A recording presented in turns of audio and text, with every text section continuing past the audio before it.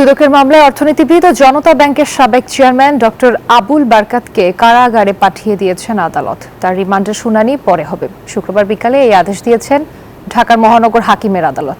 আবুল বারকাতের বিরুদ্ধে 297 কোটি টাকা আত্মসাতের মামলা রয়েছে। জালিয়াতির মাধ্যমে জনতা ব্যাংক থেকে অনন্টেক গ্রুপের নামে 297 কোটি টাকা ঋণ নিয়ে আত্মসাতের অভিযোগে গত 20 ফেব্রুয়ারি একটি মামলা করে দুর্নীতি দমন কমিশন। আসামি করা হয় বাংলাদেশ ব্যাংকের সাবেক গভর্নর আতিউর রহমান, অর্থনীতিবিদ ও জনতা ব্যাংকের সাবেক চেয়ারম্যান ডক্টর আবুল বারাকাত সহ 23 জনের নামে।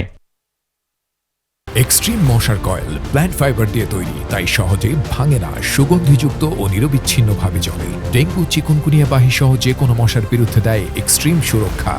বৃহস্পতিবার রাতে আবুল বারাকাতকে ধানমন্ডির একটি বাসা থেকে গ্রেফতার করে ঢাকা মহানগর গোয়েন্দা পুলিশ। শুক্রবার বিকেলে তাকে আদালতে তোলা হয়। তার 3 দিনের রিমান্ড আবেদন করে পুলিশ। অন্যদিকে জামিনের আবেদন করে আসামি পক্ষ।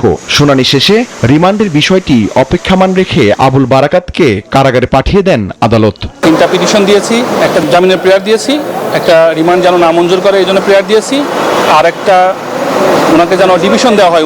উনি মুক্তিযোদ্ধা এবং ওনার বয়স 71 বছর। এই দুটা বিষয় বিবেচনা করে কোর্টের কাছে আমরা ওনার ডিভিশন চেয়েছি। আসামি পক্ষ তার জামিনের আবেদন করেছিল। আমরা যারা প্রসিকিউশন টিম ছিলাম এবং দুদকের আইনজীবী ছিল, আমরা এই জামিনের আপনার ঘোর বিরোধিতা করি এবং আপনার রিমান্ডের সাপেক্ষে বক্তব্য দিই। এন্টি করাপশনের যে মামলাটা বিজ্ঞ সিএমএম আদালতের, তার শোনার কোনো এখতিয়ার নাই। শুধুমাত্র তিনি তাকে সোনারেশ দেখিয়ে তাকে কারাগারে সিডব্লিউ মূলে কারাগারে প্রেরণ করেছেন। রাষ্ট্রপক্ষের আইনজীবীরা বলেন, ফ্যাসিস্ট সরকার ও তার সহযোগীরা মিলে ঋণের নামে এই অর্থ আত্মসাৎ করেছে। প্রতারণার মাধ্যমে করে দেখিয়ে এই টাকাগুলো সে আত্মসাৎ করেছেন। শাহরিয়ার কবির, নিউজ 24, ঢাকা।